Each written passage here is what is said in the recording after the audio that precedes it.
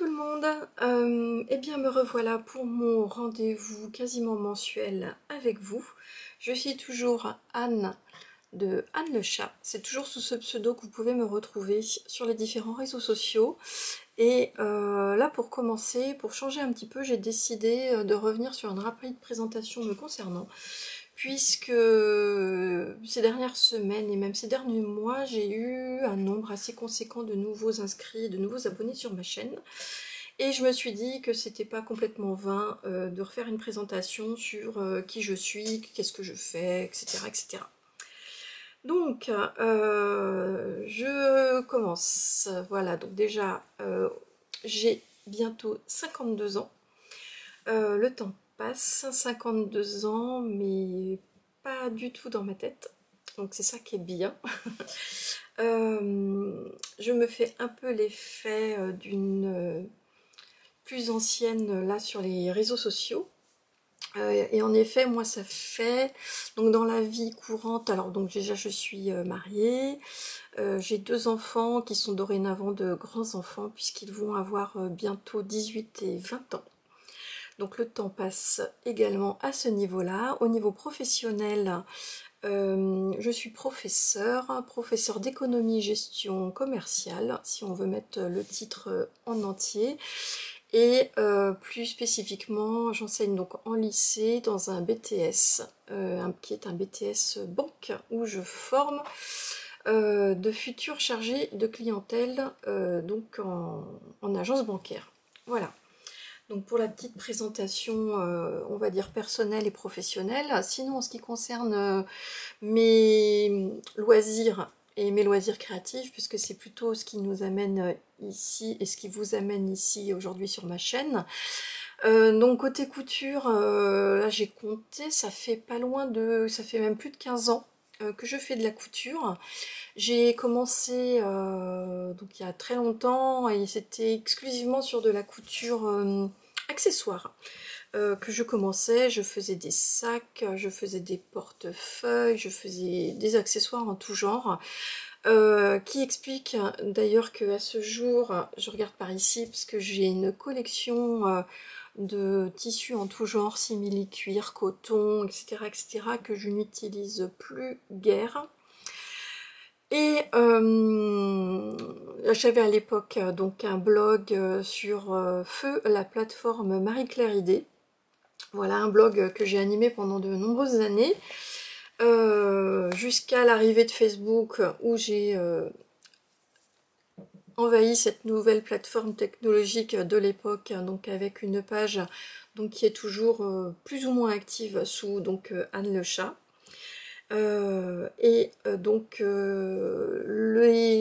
la fameuse époque de 2020 avec ces périodes de confinement, etc., qui a changé beaucoup la vie de beaucoup d'entre nous et la relation sûrement à la couture. Et bien en fait moi elle m'a permis de passer sur Instagram et de découvrir tout l'univers du côté de couture vestimentaire auquel je ne touchais pas trop jusqu'à présent, jusqu'à ce moment-là, et qui m'a fait découvrir toute cette facette de couturier amateur, d'influenceur, d'influenceuse même plutôt, et également de créatrice de patrons indépendants. Et également, c'est à ce moment-là que j'ai découvert également tout cet univers de podcast sur YouTube. Et qui m'a amené progressivement donc d'une part à coudre davantage pour moi et d'autre part donc à me lancer dans l'univers de la chaîne YouTube à partir du mois de, je sais plus, mai-juin 2020 je crois. Voilà, c'était pas loin on va dire des périodes de vacances scolaires en ce qui me concernait. Et je me suis lancée à ce moment-là et pour ma part, je n'ai pas arrêté. Alors je dis pour ma part parce que on sent bien qu'en ce moment, il y a toute une vague de... j'allais dire de grosses démissions sur YouTube. On pourrait presque le dire comme ça, c'est-à-dire que je trouve qu'il y a toute cette génération qui était arrivée sur YouTube justement pendant le confinement pour un grand nombre d'entre elles et qui ont décidé d'arrêter ces derniers temps l'aventure YouTube par manque de temps, par manque de visibilité, par manque de reconnaissance aussi peut-être, je sais pas. Moi ce n'est pas du tout, en tout cas à l'ordre du jour, parce que je ne me sens aucun retour. Aucun retour ouais, vis-à-vis de YouTube. En fait, moi, je m'aperçois que je le fais surtout comme un petit journal de bord pour garder une trace de ce que je fais, un peu au même titre de, voilà, de ces petits carnets couture que j'adore avoir. Et pour moi, donc YouTube m'apporte cet élément supplémentaire hein, de mettre de l'image, d'expliquer, etc. et d'avoir une trace animée, on va dire, de ce que j'ai cousu et de ce que je tricote. Alors, bien évidemment, ce serait très hypocrite de dire que je ne suis pas sensible au nombre de vues ou d'abonnés qu'il peut y avoir sur ma chaîne. Je pense qu'effectivement, ça doit être un élément de démotivation si on s'aperçoit que sa chaîne stagne ou n'intéresse pas à grand monde. J'ai la chance que ce ne soit pas le cas, on va dire pour moi. En tout cas, j'ai des ambitions très modestes par rapport à ça et je trouve que déjà avoir 3000 abonnés sur ma chaîne, c'est déjà quelque chose qui me paraissait complètement inconcevable il y a quelques temps. Et donc, ça m'amuse. Voilà, donc ça m'amuse. Je suis très flattée. Je suis très contente des occasions aussi que ça me donne. Parfois aussi de rencontrer des personnes en vrai dans la vie, soit par circonstance dans un magasin de quelqu'un qui va venir me voir pour m'évoquer ses vidéos ou mon compte Instagram ou parfois des rendez-vous qui n'étaient pas du tout programmés et qui se font et je dois avouer que j'ai quand même pas mal de personnes depuis plusieurs années effectivement que j'ai été amenée à rencontrer en vrai et que ce sont en général des amitiés qui perdurent donc voilà, donc je suis très contente de cet aspect là. Après, moi je pense, alors je suis vraiment en train de faire de l'introspection, hein, donc n'hésitez pas à aller un petit peu plus loin si jamais ces petits dérivés ne vous intéressent pas. Mais je pense aussi que, voilà, moi je suis professeure dans la vie de tous les jours, j'ai ce côté un peu pédagogique à aimer expliquer les choses. Mais ça j'adore, voilà, être avec des personnes, expliquer. J'espère le faire assez bien et j'aime à penser que je retranscris à peu près la même chose dans l'univers de la couture. Principalement, voilà, devoir parfois faire des zooms sur des techniques, j'adore apprendre. Voilà, j'adore apprendre en couture de nouvelles techniques, des perfections, des finitions, etc. Et quand je peux amener moi-même ma petite pierre à l'édifice, et ben j'aime bien effectivement réexpliquer ce que j'ai fait sur une couture, même si je n'ai rien inventé, hein, mais expliquer comment moi je l'ai utilisé. Et puis voilà, donc moi c'est aussi la raison pour laquelle ma chaîne n'est pas monétisée. Alors je suis désolée si vous avez des pubs malgré tout avant d'arriver sur ma chaîne. Normalement je pense que vous n'en avez pas en cours de route parce que ma chaîne n'est pas monétisée. J'ai choisi de ne pas le faire. Donc maintenant, depuis déjà à peu près un an, YouTube s'octroie le droit de pouvoir mettre quand même malgré tout des publicités, surtout au début, sans mon approbation et voilà. Mais donc je ne touche rien effectivement dessus parce que pour moi c'est du loisir. Voilà un peu sur mon cheminement de pensée. Alors après, je vous parlais de mes loisirs, donc je vous parlais de la couture depuis une quinzaine d'années. Je pense que j'en ai toujours pas fait le tour. Je couds quand même assez régulièrement. J'aime comment dire, modifier ma garde-robe du commerce progressivement pour avoir de plus en plus de pièces fait main. Depuis quelques temps, je fais des tris également dans mes cousettes fait main, celles qui ont été réalisées déjà depuis quelques années, pour les donner, et pour éviter en fait que mon armoire ne s'encombre de pièces fait main et que je sois trop fétichiste par rapport à ça. Au début j'avais du mal à le faire et puis maintenant non, ça y est, donc je le fais. Ce qui me permet également de pouvoir renouveler de temps à autre sans voilà, avoir le syndrome de j'ai trop de vêtements. J'ai trop de vêtements et donc à quoi ça sert de m'en faire de nouveau. Donc moi j'aime, mon péché mignon c'est de craquer énormément sur tout ce qui est tissu.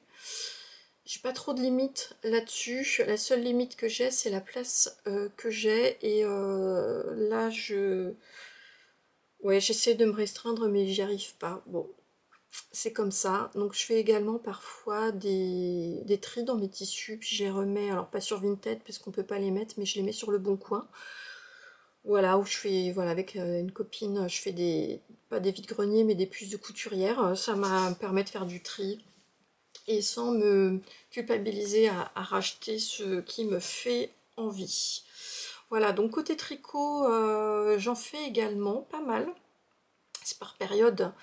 J'ai appris à tricoter avec ma grand-mère, feu ma mémé, il y a tellement d'années. J'ai retrouvé une photo qu'on avait prise de moi, où je devais avoir une quinzaine d'années. Oh ouais, c'est sûr, ouais, je pense qu'elle m'a appris à tricoter même bien avant, peut-être que j'avais une dizaine d'années. Et à crocheter, bien évidemment, j'ai arrêté pendant de très nombreuses années, et donc avec le tricot circulaire, la passion m'a reprise il y a déjà sûrement 3-4 ans, 4-5 ans. Et là c'est pareil, donc ça m'amuse de voir que cette passion qui était une passion un peu de grand-mère, à un moment un petit peu daté, on va dire, revient en force. Ne serait-ce qu'en voyant dans les merceries tous les, enfin, les murs entiers de laine qui y sont consacrés, et j'aime bien voir cette idée-là. Enfin, constater cette évolution. Voilà. Et bien voilà, donc je pense que j'ai rien de plus à vous dire de ma part en ce qui me concerne par rapport à tout ça. Je viens de refaire, il y a peut-être un mois de ça, même pas, 15 jours, mon atelier, je vous en avais déjà parlé. Je pense que une prochaine vidéo sera sûrement consacrée à un petit room tour, comme on dit, pour vous montrer tous les achats que j'ai faits pour moderniser un petit peu mon atelier, voilà, vous montrer comment je me suis organisée en termes de rangement, de place, de meubles que j'ai achetés, etc. etc. Et puis bah écoutez, on y va pour la couture. Il y aura de la couture et il y aura un petit peu de tricot également sur la fin de ce podcast comme d'habitude. Alors on y va, c'est parti pour la couture.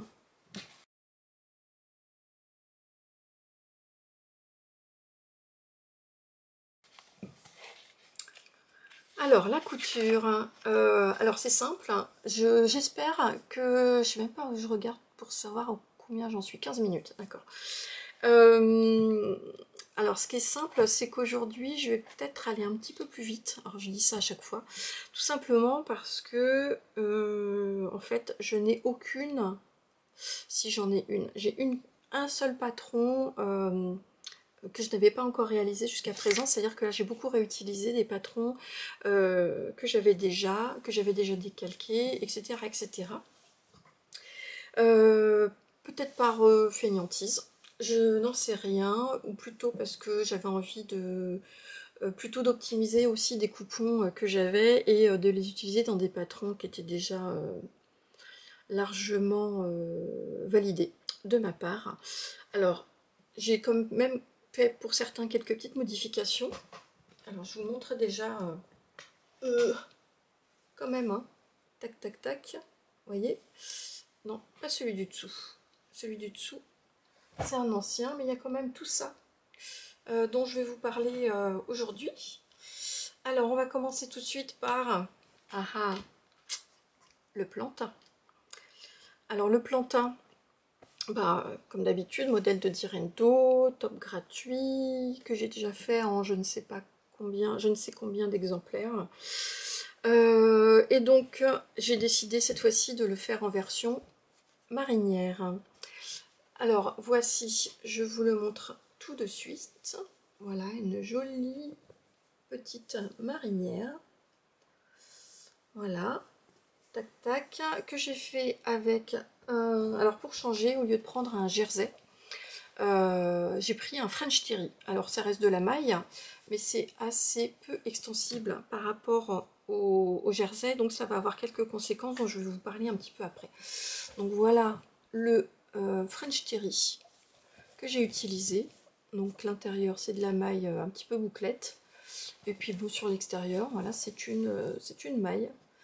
Alors il se trouve qu'elle faisait partie de ma pile. Donc, je vous parlais donc de ce French Terry, je ne sais même plus où est-ce que je l'ai acheté. Donc c'est vous dire qu'il était sur ma... Il est d'excellente qualité, mais je ne sais plus du tout où je l'ai acheté. Donc bon, le plantain, je pourrais très bien vous dire, voilà, ça y est, hop, je vous montre les photos, mais j'ai quand même fait une petite modification, plutôt deux modifications. Donc la première, vous la voyez ici, c'est au niveau de l'épaule. J'ai rajouté une petite patte, une fausse patte de boutonnage, qui est ici tout simplement avec deux boutons qui sont ici cousus en surépaisseur, mais qui a uniquement une vocation esthétique. Et ça m'a bien amusé de le faire déjà, alors dans le sens contrastant des rayures. Il faut savoir que c'est tout petit parce qu'en fait la patte de boutonnage du plantain, elle est petite hein, par rapport à une marinière, une vraie marinière qui aurait une épaule peut-être même des fois un peu plus tombante. Et donc pour faire cette petite patte, je vais vous expliquer comment j'ai fait. Donc j'ai redécoupé en fait dans mon tissu une petite bande qui fait 6 cm de large, de hauteur, sur la longueur ici de l'épaule que vous avez au niveau du plantain. Je l'ai plié en deux pour obtenir cette petite patte qui lui permet déjà d'avoir voilà, le pli ici. Et je l'ai thermocollé sur une moitié, ce qui permet aussi d'avoir un tout petit peu plus de maintien, surtout si vous avez un tissu très fin. Ce qui n'était pas forcément mon cas ici, mais en tout cas ça sent, puis ça cartonne pas. J'ai dû utiliser un thermocollant très fin comme du G 710 de Viseline. Et donc en fait le moment où il faut l'ajouter, c'est tout simplement quand on fait la couture d'épaule ici. Et bien on vient la prendre entre le devant et l'arrière, on met à l'intérieur en sandwich la fausse patte d'épaule ici, et puis après tout simplement on la couche d'un côté, elle va être après maintenue ici quand on va assembler la bande d'encolure, et de l'autre côté elle va être également assemblée quand on va tout simplement coudre l'épaule. Donc c'est aussi simple que ça. Après on n'a plus qu'à poser ces petits boutons et voilà. Donc on pourrait très bien les mettre des deux côtés hein. Moi j'en ai fait que d'un côté, mais après c'est vraiment comme on a envie et à faire de goût. Donc ça c'est la première modif que j'ai faite. Alors j'ai gardé ma taille 40 habituelle de mon plantain, ce qui ne change rien. Il est peut-être juste un petit peu moins lâche et un peu plus fité que d'habitude, mais ça va très bien. En revanche, le fait que je conserve ma taille 40 faisait que la maille est moins souple qu'un t-shirt, que du jersey, et donc ça faisait des plis quand ça arrivait au niveau des hanches. Et donc ce que j'ai fait, c'est que j'ai redécousu toute la partie ici de mon surjet. Et alors là j'ai bidouillé un petit peu. Voilà, mais j'ai reversé. Voilà, j'ai fait deux sortes de double rentrée avant de faire mon ourlet ici final. J'ai fait donc mon ourlet final après ici, et j'ai refait une petite surpiqûre ici pour faire des petites fentes sur les côtés qui ont permis de dégager juste l'espace qu'il fallait au niveau des hanches. Et comme ça, il est parfait. Voilà, donc puis je trouve que ça accentue encore plus le petit côté marinière avec les fentes. Alors ce que j'ai fait ici, c'est quand même assez peu académique. Si vous voulez le faire dès le départ, ce que je vous préconise, c'est plutôt que de faire un surjet unique comme ça pour vos deux côtés, c'est de surjeter un côté ici et surjeter l'autre, de faire ensuite une piqûre à la machine à coudre à 1 cm, et ça va vous permettre, en vous arrêtant, alors je crois que je me suis arrêtée 7 cm avant le bas du plantain, ça va vous permettre après de pouvoir rabattre plus joliment en fait les deux surjets de part et d'autre, et d'avoir ensuite tout simplement de consolider derrière en refaisant la même chose qu'ici, mais ça vous permettra d'éviter d'avoir quelque chose qui peut être un petit peu cracra ici. Alors moi ici je l'ai repris après avec un fil et une aiguille pour consolider et faire en sorte que j'ai pas le côté un petit peu cracra, mais sinon la prochaine fois, si vous voulez avoir dès le départ cet effet là, faites comme je vous conseille, ce sera plus facile. Je suis assez contente de mes rayures. Pour y arriver, là, je crois qu'au départ, j'ai essayé d'assembler sans. Ça me faisait un petit décalage. Et j'ai défait mon surjet. Et du coup, j'ai tout bâti. Voilà. Je bâtis de plus en plus, je vous l'ai déjà dit. Mais j'ai tout bâti. Et après, à la surjeteuse, c'est nickel. Donc c'est vraiment 5 minutes de boulot en plus. Ça vaut le coup. Et là, j'ai vraiment une petite marinière plantain que je vais... De toute façon, tout ce que je vais vous montrer, c'est d'ailleurs des choses que j'ai déjà portées. Ce qui est rarissime parce qu'en général, comme beaucoup, j'attends le podcast pour pouvoir... tout est en pile. Là-bas, voilà, en attendant le podcast. Là, non. Pour une fois, j'ai mis tout ce que j'avais déjà fait depuis à peu près un mois. Donc là, je fais un petit coucou à Capucine. Qui se reconnaîtra dans cette habitude d'attendre le podcast pour porter ses réalisations couture. Voilà, donc là une petite étiquette comme d'habitude, pas personnalisée, mais des kilos, enfin je dois en avoir une cinquantaine comme ça. J'aime bien les mettre, j'en ai des blanches, j'en ai des noires. C'était une petite commande AliExpress que j'ai fait il y a déjà très longtemps. Voilà, donc voilà pour le plantain. Rien de plus à dire. Je passe à la suite. Alors la suite, je vais vous parler, ça va aller vite, vous allez voir pourquoi. Parce que je vais vous parler, on va rester chez Direndo et on va passer chez le Neige de Direndo. Je vous en ai déjà parlé le mois dernier avec une version que je mets super souvent. Et je vous ai proposé il y a déjà peut-être 2-3 semaines une vidéo intermédiaire où je vous ai parlé de celui que je vais vous montrer ici, mais très brièvement. Voilà, donc ma nouvelle version du Sweat Neige dans un jersey velours en polyester prune avec des empiècements qui étaient justement les empiècements de mon ancien Sweat Neige. Et donc je vous l'ai montré puisque j'ai fait une petite vidéo qui était dédiée à cela, puisque je vous ai mis en comment on appelle ça, une comparaison du Sweat Neige et du Sweat Trinity de Majam. Voilà, celui-là, voilà. Donc je vous l'ai décortiqué en long, en large, en travers dans ma petite vidéo qui était la vidéo précédente. Donc je vais vous laisser la regarder et vous allez donc y retrouver ce sweat-là. Celui-là, j'ai un doute. Je sais pas si je vous ai montré celui-là. Non, je crois pas. Donc je vous montre du coup celui que je me suis réalisé depuis, qui est un véritable doudou sur pattes. Voilà. Donc toujours le sweat neige de Direndo. Et si vous avez l'habitude de voir mes podcasts, si je vous montre ça, vous allez reconnaître la matière que j'utilise pour pouvoir faire mes chèches XL ces derniers temps. Et en fait, celui-là est juste une autre couleur de la gamme qui est proposée. Donc là, je les ai ceux-là achetés chez Craftin avec le pourcentage de réduction qu'on a quand on est abonné à la box. C'était intéressant. Je crois qu'il a... En tout cas, il est à moins de 10 € le mètre. Et voilà, donc j'ai acheté 1 mètre de cette couleur-là. Et ça, c'était donc la chute que j'avais de certains chèches que j'ai réalisés. Ce que j'ai fait en modification, c'est l'encolure.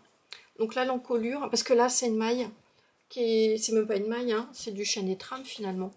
C'est comme ça à l'intérieur. Donc il y en a plein qui m'ont vu sur Instagram et qui m'ont dit oh, comment ça doit être doux. En fait, c'est doux de l'extérieur, mais c'est doux moyen de l'intérieur. Mais c'est super doux de l'extérieur. Donc là, il faut juste faire attention quand on le coud, à bien faire attention au sens du poil. Hein. C'est un peu comme le velours. Donc ne vous trompez pas là-dessus. Et c'est surtout doux pour les autres quand ils viennent vous faire des câlins.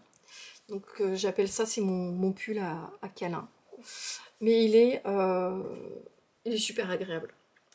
Alors, en revanche, zéro extensibilité. Et donc le sweat neige de Direndo, il est fait pour de la maille aussi avec 0% d'extensibilité. Donc finalement, ici, c'est presque un exemple de ce qui peut être réalisé avec. La seule chose qui diffère, c'est que du coup, là, j'ai juste fait un rabat. Alors vous voyez ici, j'ai fait un surjet parce que c'est une matière qui est juste terrible, je vous l'ai déjà dit, mais terrible à coudre, parce qu'on en met partout. Parce que tout ça, ce sont des petits poils qu'on retrouve dès qu'on la découpe, et c'est juste une horreur à coudre. En revanche, donc voilà, c'est pour ça que je l'ai surjeté, et là, du coup, j'ai juste fait un tout petit repli. Voilà, un petit rempli. Et alors, ça fait une encolure qui est du coup assez dégagée, vous le verrez sur les photos. Mais le must, c'est de porter ça avec ma super écharpe doudou. Alors là, je suis comme dans un cocon. C'est impeccable. Voilà. Petite modif que j'ai faite. Et ben finalement, et ça c'est prévu. Elle est prévue dans le patron neige. C'est de pouvoir faire des fentes en bas. Donc là, bah, c'est ce que j'ai fait. Ah oui, j'ai fait du coup... j'ai fait autrement. Ah bah là, et je crois que je vais pouvoir vous insérer une petite vidéo, si je l'ai conservé.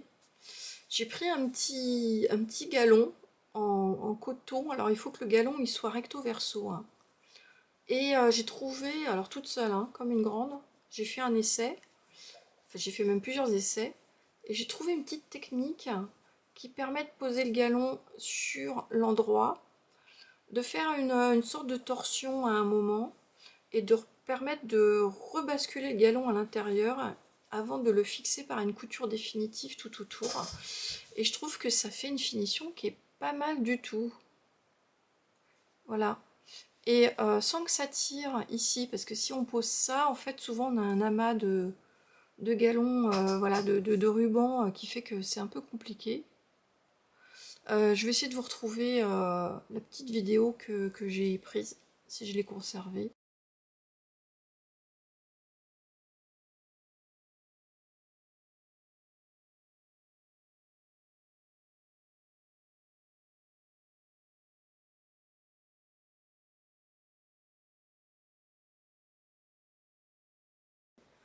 Et après, hop, j'ai fait mes ourlets ici, ça a caché le haut de mon petit galon. Donc j'étais assez contente de moi. Et donc voilà ce que ça donne.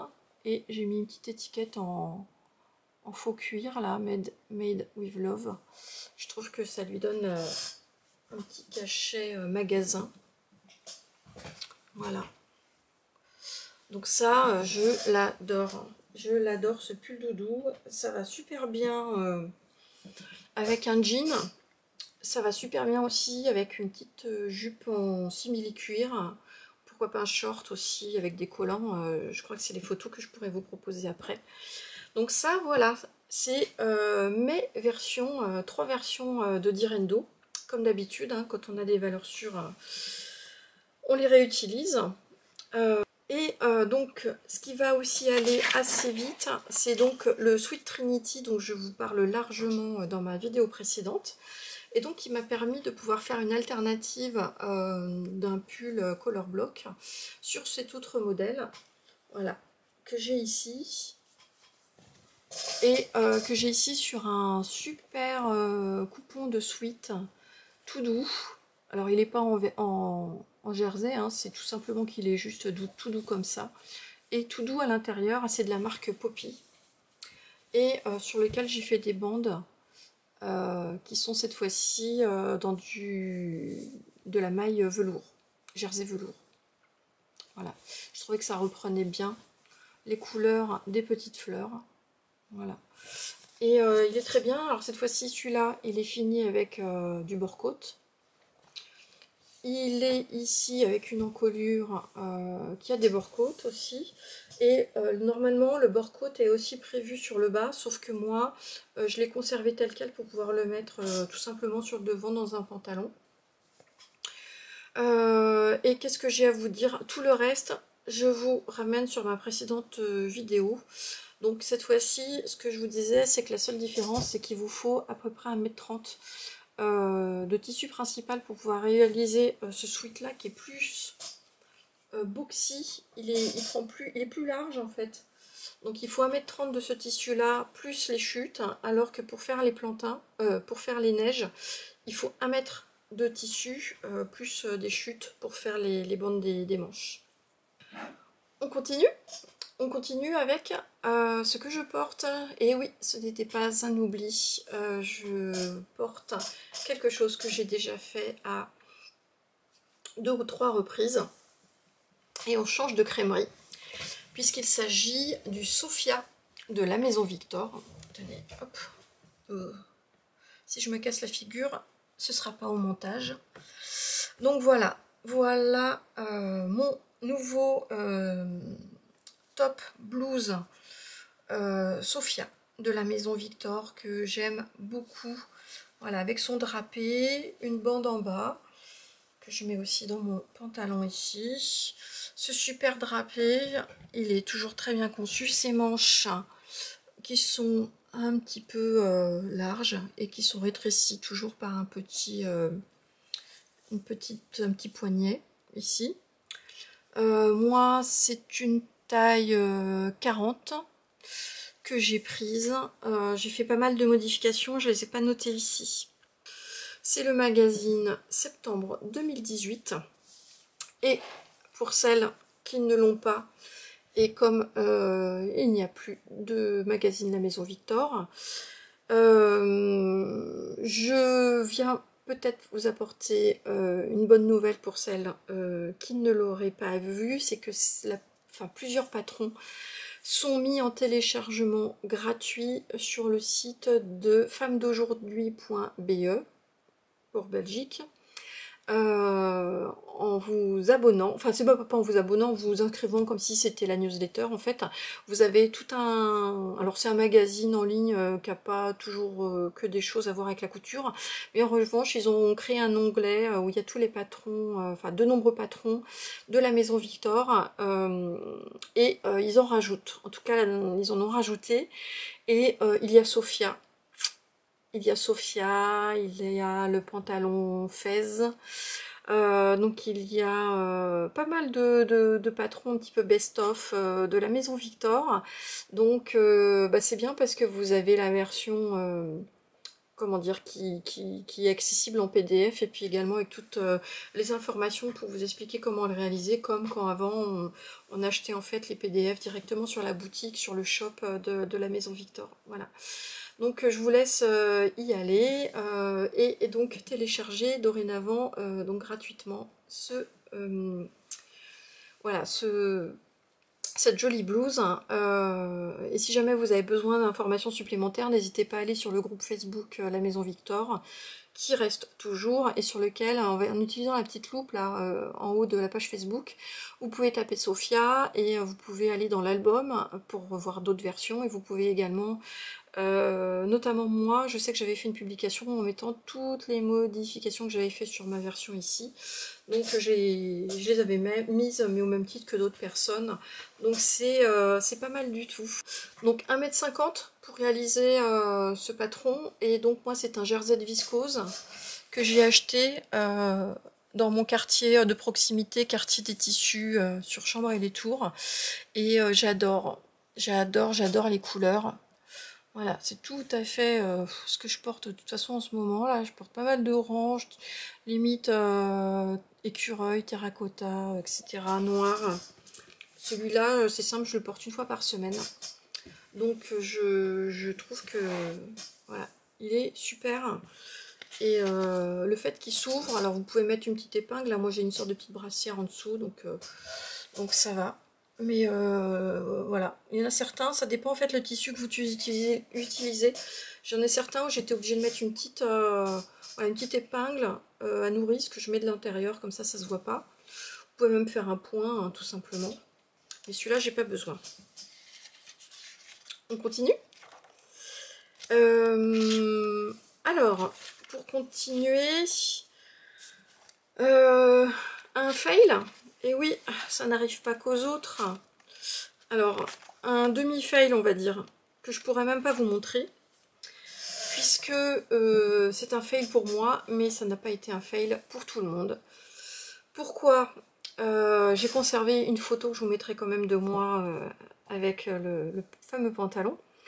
Donc j'avais décidé de me refaire encore une version du Basic 6 de la jolie girafe. Vous savez, c'est ce patron de jegging, voilà, entre jean et legging, hein, donc que j'ai déjà réalisé en deux versions et dont une version là qui est un petit peu en tissu type Vichy noir et blanc que je porte maintenant. Je le porte quasiment plus qu'à la maison parce qu'il est quasiment élimé à l'entrejambe. Et donc j'adore, voilà, j'adore. Donc j'avais décidé de m'en faire un dans un tissu. Alors je vais pouvoir le montrer ici, voilà. C'était ce tissu là qui était un tissu ouais, très écossais quoi, et qui était un petit peu élastique mais pas beaucoup. Et vous voyez où je veux en venir. Il faut 25% je crois d'élasticité sur ce modèle, entre 25 et 30%, et j'en avais 10%. Donc bah, j'ai fait ma taille habituelle. Et bah, au moment de l'essayer, il me saucissonne. Alors je rentre dedans, hein, c'était pas le problème, mais il fait des plis. Donc c'est là que je vais vous montrer. Il faisait des plis un peu au niveau des cuisses, mais c'est surtout au niveau des mollets. Donc forcément, hein, donc là il n'y avait pas l'élasticité qu'il fallait pour ce type de modèle. Et du coup, pourtant j'étais super contente de moi. J'ai fait des beaux raccords au niveau des rayures, alors pas toujours au niveau des carreaux, mais en tout cas au niveau des rayures. J'avais super bien posé mes poches. Je les avais posées en biais là sur l'arrière, hein, pour justement faire un effet assez sympa. J'avais mis du passepoil comme il fallait pour les fausses poches de devant. Et il était vraiment très chouette. Alors je dis il était, mais il l'est toujours, hein. Donc moi j'ai utilisé une viscose polyester élastane, c'était pourtant dans le titre, hein. 12,90 € chez Quartier des Tissus, 1,50 m ça suffit, mais il n'était pas assez extensible. Donc bah, quand ma copine Servane, alias Catel Rêve, est venue chez moi, enfin voilà, puis en plus elle bavait dessus, elle me disait oh, il est trop beau, il fait rock, il fait très ambiance, comment on appelle ça, enfin bref, hein, anglais, pop, enfin pop anglaise, voilà, et elle l'adorait. Et donc du coup, bah, elle a beau être beaucoup plus grande que moi, mais elle est très fine. Et bah, elle l'a essayé, et puis bah, il lui allait tellement bien. qu'elle la gardait, c'était obligé. Elle a évidemment eu à reprendre la taille, mais c'est juste un élastique en fait qu'il suffisait de resserrer. Et puis bah voilà, donc c'était mon fail du mois, mais voilà, je suis très contente en tout cas de lui voir sur elle, surtout que je sais qu'il lui plaît beaucoup et qu'elle va le porter. Voilà pour ça, et alors je vais vous montrer également, mais ce sera uniquement en photo ici, un sweat que j'ai fait pour mon fils. Donc là il s'agit du sweat Ellie Mac, que j'ai déjà fait aussi. Alors je vous montrerai aussi la version que je lui avais déjà faite avant, parce que là je vais... Voilà, j'ai des photos de lui qui le porte. Donc je l'avais déjà fait en version sweat jogging de Dressenstoffen en couleur violet. Et là, il voulait un sweat orange. Et donc j'ai acheté, alors j'avais acheté il y a déjà quelques temps aussi chez Dressenstoffen. Alors cette fois-ci, c'est pas le jogging, mais c'est la maille French Terry. Donc la maille sweat, qui est un peu, qui est beaucoup plus fine, mais qui sera très bien pour l'entre-deux saisons là. Et donc je lui ai refait ce sweat Tuesday hoodie de Ellie Mac en taille XS SM, donc pour mon fils. Et je vous dis des bêtises, ce sweat il vient pas du tout de Dressenstoffen, je l'ai acheté en fait sur Rascol, puisque la couleur c'est cette couleur là qu'il voulait, donc je l'ai acheté chez Rascol. J'ai acheté le bord-côte assorti. J'en ai acheté 1,50 m, mais 1,25 m aurait suffi. Il est un peu plus cher, il est à 15,90 € du mètre. Donc il est en 96% en coton, 4% d'élastane, et il est 235 grammes au mètre carré avec une laisse de 150. Donc vous voyez, hop, c'est cette couleur là, qui a un orange, orangé, ouais, orange, joli orange. Voilà, donc il lui tombe très bien, la maille est très douce à l'intérieur. Voilà pour la cousette pas égoïste du mois. Et enfin, je vais vous parler de ce que j'ai cousu hier et avant-hier. Alors, il s'agissait, je commence par vous parler du tissu. Voilà. Les adeptes de Cousette vont peut-être le reconnaître, c'est une viscose, un twill de viscose de leur dernière collection que j'ai adoré et que j'ai acheté au CSF, tellement je le trouvais beau. Voilà, c'est un twill de viscose, hein, c'est-à-dire que vous voyez ici l'armure là qui est en biais. Et en fait, il est magnifique, il est doux, et alors il froisse pas. Il est juste top, il est complètement opaque. C'est de la super qualité. Voilà, on voit rien de rien au travers. Et j'adore le motif. Voilà, surtout pour en ce moment. J'adore le motif. Donc, twill de viscose cousette, 100% crêpe de viscose, 21 € le mètre. J'ai acheté 1 mètre.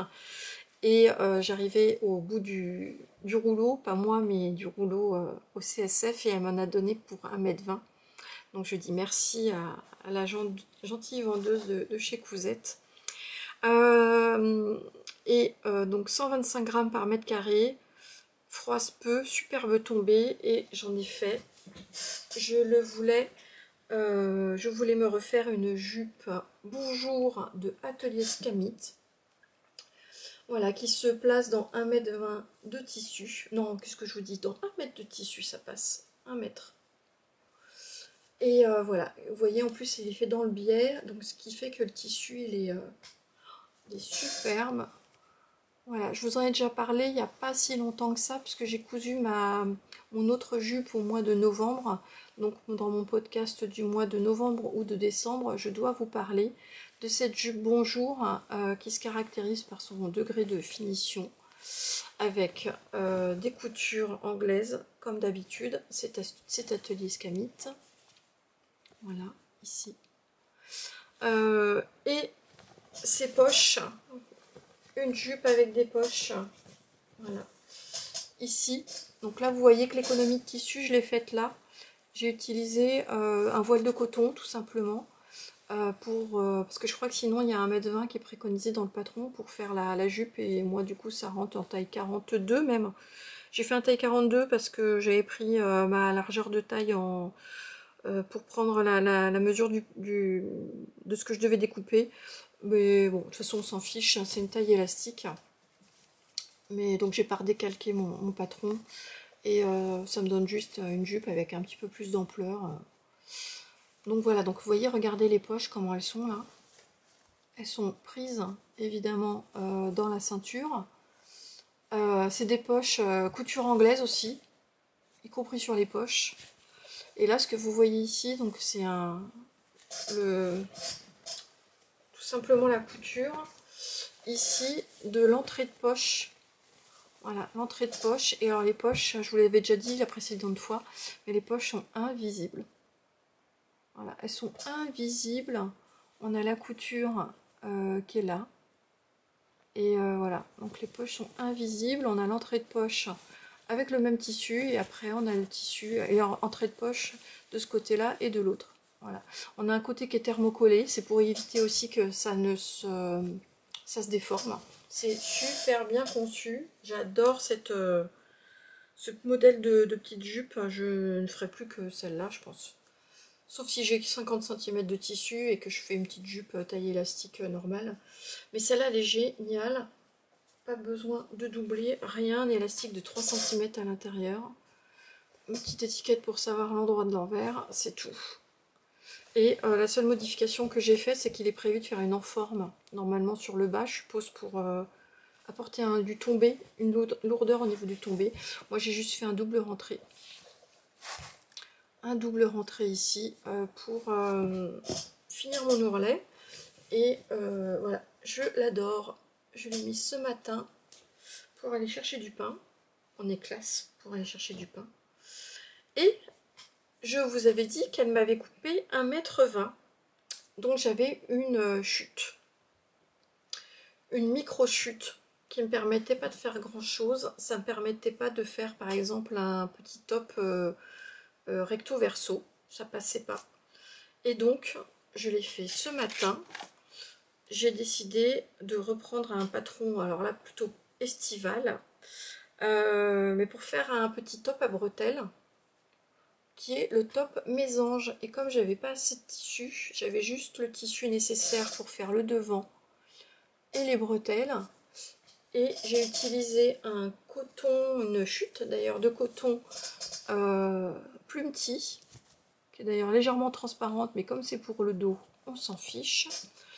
Que j'avais utilisé pour faire une petite blouse Nelly de République du Chiffon l'année dernière, ou il y a 2 ans, je sais plus.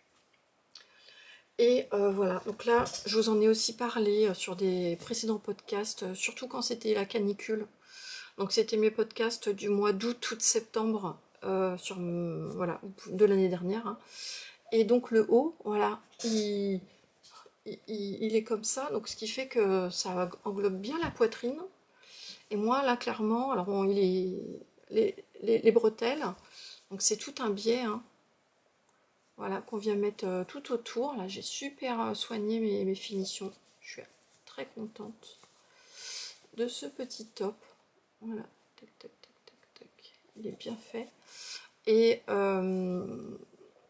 qu'est-ce que je voulais vous dire, je suis très contente de ce petit top et de ses finitions. Oui, je dis, ouais, normalement il englobe bien la poitrine en fait ici. Donc là, quand on a des bretelles de soutien-gorge, elles se placent bien ici avec ça. Ça se place dessus, donc c'est pas mal. Sinon, moi, ça, l'année dernière, je l'avais élu top à bretelles compatible canicule. Tellement c'était un plaisir. Je ne portais que ça parce que je pouvais supporter que ça, quoi. Sans soutien-gorge, mais avec un tissu opaque comme ça. Il était vraiment super et je l'avais d'ailleurs transformé en robe aussi. Une robe que j'ai fait un peu tardivement et que j'ai pas beaucoup portée. Il sera prêt pour cette année, en espérant qu'on a des températures moins chaudes. Hein. Et puis finalement, il est recto verso, donc je peux très bien le porter aussi comme ça, avec un soutif. Vous voyez, mais voilà, vous voyez, regardez avec le petit détail là de la bretelle qui est faite avec avec le tissu cousette.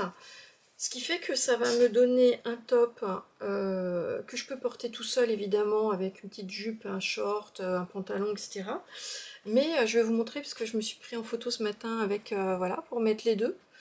Avec une grosse ceinture et de le porter. Donc ça fait un effet robe qui est très sympa, qui me plaît beaucoup. Donc voilà. Alors, ça ne veut pas du tout dire que je suis en train de me préparer sur des cousettes d'été. Hein. Mais là, en l'occurrence, ça me permettait de pouvoir le transformer de suite. J'ai quasiment plus rien là de cette... j'ai vraiment que des micro-chutes. Alors, on va passer à la partie... tricot.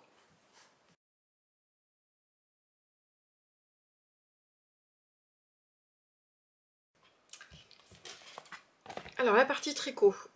J'ai deux tricots, mais vous savez que moi, de façon générale, je suis bien moins bavarde sur les tricots que sur la couture.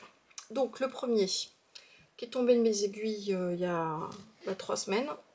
Hop, et là, vous voyez un petit peu.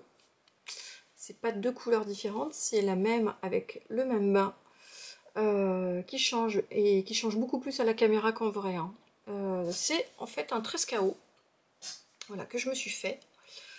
Donc c'est une des premières fois où je le réalise vraiment dans sa version d'origine en pull, puisque moi sinon c'est un modèle que j'ai fait plusieurs fois en fait en gilet, et que je porte beaucoup en gilet, surtout l'été, sur des petites robes. Mais là, c'est la première fois que je le fais en version pull. Voilà, donc le Trescao, hein, donc excellent modèle pour apprendre en débutant à tricoter en rond. Il y a plusieurs podcasteuses qui l'ont utilisé aussi pour vous expliquer en fait pratiquement pas à pas comment le faire. Donc notamment je pense à Alice Gerfaux qui a fait plusieurs vidéos justement autour du Trescao pour vous expliquer comment faire les principales difficultés, à savoir les raglans, coudre en rond, donc on va de haut en bas. Une fois qu'on arrive à faire les augmentations, laisser sur un câble, mettre les manches en attente, continuer. Vous voyez qu'il est plus long derrière qu'en bas, donc il y a des rangs raccourcis. Donc elle vous expliquera aussi comment faire vos rangs raccourcis. Reprendre les mailles sur qu'on a laissé en attente, faire les manches, faire des diminutions, faire des rangs de points mousse et c'est fini. Voilà. On fait pareil avec l'autre. Et voilà. Alors la laine que j'ai fait pour celui-là, en fait j'avais 3 pelotes de laine, ou 4, je sais plus, que j'avais acheté en destache de Gilliatt, hein, de Dererum Natura. Alors c'est de la laine qui est du mérinos d'Arles, épaisseur DK je crois. Le coloris c'est bleu baleine. Et donc je me disais que j'en avais à peu près 700 mètres. Un petit peu moins de 700 mètres je crois, parce que j'avais une pelote qui était entamée et que ça irait pour faire mon Trescao. En fait ça a été un peu juste.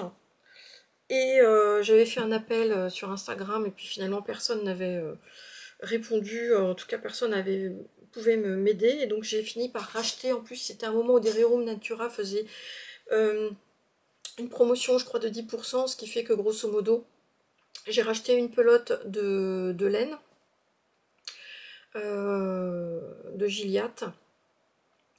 Et qu'est-ce que je voulais dire, oui, avec les 10%, en fait, c'est comme si les frais de port étaient à 2 €, donc c'était tout à fait convenable. Alors vous allez me dire, c'est pour ça qu'on voit la démarcation, parce que j'ai acheté une pelote qui n'était pas dans le même bain. Eh ben non, pas du tout. Regardez, en fait, tac tac. Oh, c'est marrant, en fait, je trouve que c'est comme s'il y avait des rayures. Hein.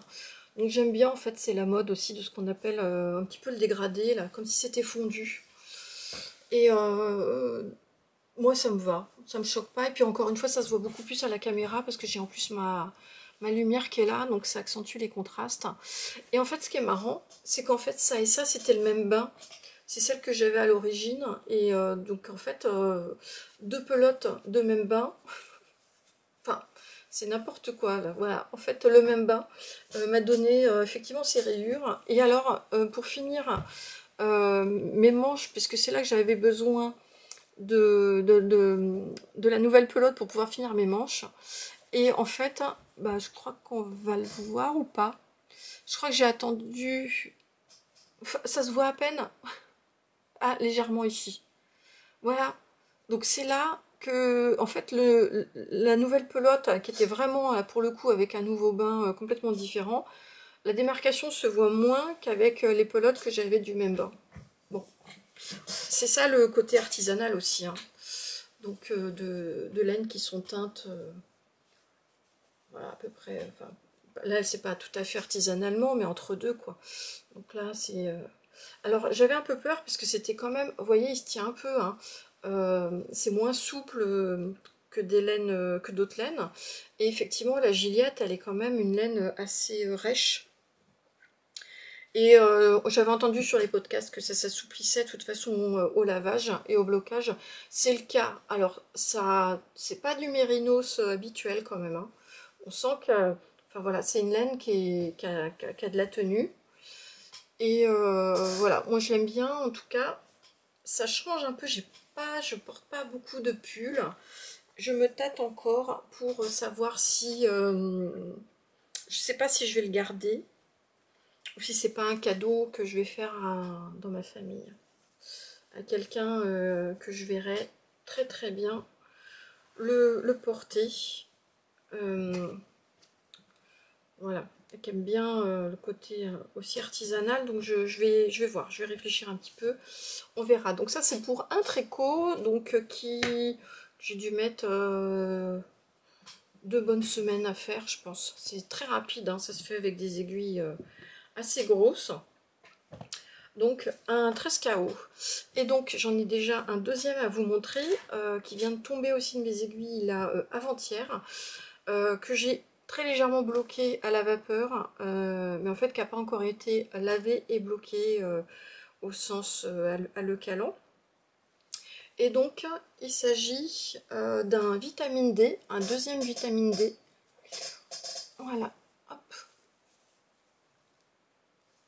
que j'adore, j'adore ce modèle. Donc il s'agit d'un modèle, hop, voilà, vous voyez, avec des pans complètement asymétriques, avec tout un ensemble de jetés. Voilà, des jetés, des jetés. Alors les jetés qui viennent à la fois apporter un côté esthétique, mais qui permettent également du coup de faire des augmentations, parce qu'à chaque fois qu'on fait un jeté, on fait une augmentation. Il y a tout un système aussi de rangs raccourcis qu'on voit là. On le voit moins ici que sur ma version rouge. Voilà. Là, ici, là, il y a une sorte de triangle qui se fait, mais c'est partout un ensemble de, voilà, de rangs raccourcis qui est fait. Donc là, je vous montre le dos. Pareil, il est rythmé sur le haut aussi par les jetés qui lui permettent justement de pouvoir s'évaser. Puis après, il finit tout en, voilà, tout en jersey simple. Et puis voilà, donc là ces pans là qui sont... Alors évidemment c'est de l'aller-retour, hein, donc il y a un rang droit, un rang maille envers.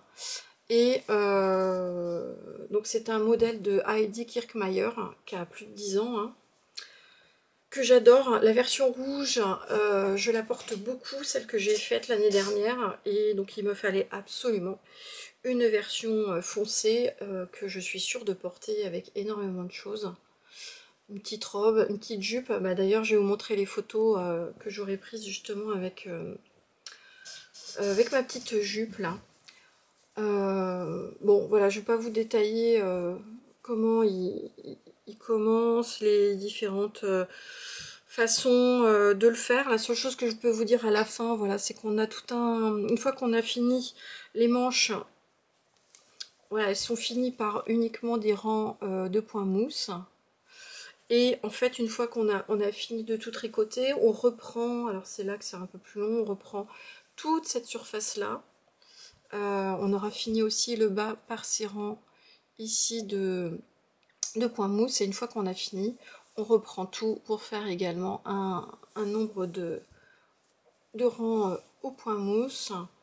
Et c'est fini, puisque derrière on ne porte pas de boutons, et il est fait pour être laissé complètement ouvert, et surtout il y a le drapé, voilà, de ce devant là, qui est en triangle, et qui fait comme un drapé comme ça, qui est vraiment très très très beau. Alors c'est d'autant plus beau que j'ai une laine qui est juste magnifique. Donc il s'agit d'une laine de l'Apelote Vagabonde que j'avais acheté il y a au moins 2 ans. Donc j'avais 3 écheveaux, c'est de la fingering. Hein. Et comme vous voyez, avec des speckles. Mais alors là, pour le coup, vous voyez, j'ai 3 écheveaux différents, mais j'ai absolument aucune démarcation. Et je n'ai pas du tout en fait alterné mes écheveaux. Donc il y aurait que l'intérieur pour savoir où ont été faits les nœuds. Enfin les nœuds. Où est-ce que j'ai rentré mes fils, et pour savoir où se trouve la démarcation, mais on ne la voit pas à la vidéo, donc vous voyez bien qu'encore moins en vrai, on ne peut pas voir où c'est. Mais cette laine est juste une pure merveille. Alors c'est du mérino, c'est soie, hein. Donc ça lui confère encore plus un drapé que je voyais tout à fait pour ce style justement de gilet. Donc je l'adore, j'ai juste fait une boulette, mais qui se voit pas, hein, mais j'ai fait une erreur, je le sais. C'est que normalement, sur le devant, je vous ai parlé des rangs raccourcis, voilà. Je me suis trompée, je pense, dans le nombre de répétitions des rangs raccourcis, parce que là, ça me donne un triangle qui va jusque là, alors que sur ma version rouge, c'est un triangle qui allait jusque là, et donc ce qui fait qu'il était encore plus asymétrique. Enfin, je ne saurais pas... comme c'est un patron en anglais, en fait, j'ai mal dû lire à un moment le nombre de répétitions qui devaient être faites, mais ça ne fait aucune modification derrière, enfin aucune conséquence au porté, d'autant plus que moi, comme sur ma première version, j'ai rajouté en fait un jeté ou 2 jetés supplémentaires là, et que en plus, regardez, en fait tout ça je l'ai rajouté, cette partie là. En fait, une fois qu'on le fait, moi je l'ai comparé à ma version rouge, et puis je suis allée, alors non pas au bout de ma laine, mais je suis allée, j'ai continué jusqu'à ce que ça me semblait tout à fait convenable, en regardant notamment aussi dans le dos où est-ce que je voulais arriver. Donc il me reste un petit peu de laine, parce que je vais le bloquer là. Laine mérino, c'est soie, je crois que ça peut un petit peu s'étendre au blocage. Je vais un petit peu étirer la longueur de mes manches pour voir si je peux lui rajouter 2 cm, ce serait bien. Parce que sinon, j'ai déjà essayé, il a tendance à remonter. Et donc je me donne la possibilité d'enlever les rangs de points mousse ici, sinon pour pouvoir le rallonger de 2-3 cm supplémentaires. Parce que s'il a des manches qui me remontent tout le temps, ça va m'énerver. La version d'origine, elle est faite pour être en manche 3/4. Hein. Mais moi, je le voulais en manche longue. Donc c'est une possibilité que je me laisse. Voilà tout ce que je voulais vous dire sur ce gilet vitamine D que je vais d'ailleurs tout de suite amener au lavage et au blocage. Et voilà, bah écoutez, je crois que j'ai fait le tour de tout ce que j'avais envie de vous raconter, et je vais pouvoir du coup tout ranger dans mon armoire. J'espère que ça vous aura plu, que vous avez peut-être trouvé des idées de cousettes à vous réaliser si jamais vous étiez un petit peu en panne d'inspiration. Et puis bah écoutez, moi je vous laisse peut-être me dire en commentaire quelle est la pièce que je vous ai présentée que vous avez préférée. Ça me fera plaisir de vous lire. Et puis bah écoutez, moi je vous dis à une prochaine fois. Sans doute un petit épisode qui sera consacré à la visite de cette pièce là qui est mon atelier. Et puis bah, je vous dis à bientôt. Ciao, bye bye.